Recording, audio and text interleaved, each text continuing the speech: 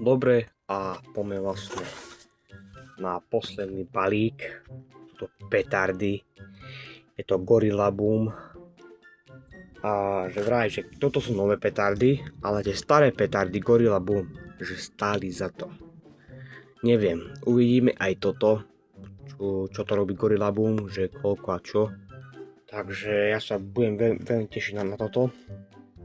Takže je to Gorilla Boom, je to od výroby Triplex. Je to vlastne kategória F3. Na balenie to má 3 gramy, alebo na jedno. Tak sa tak pohybuje. Rok výroby 2025. Takže poďme si to vlastne rozbaliť, že ako to vypadá. No ty kokos.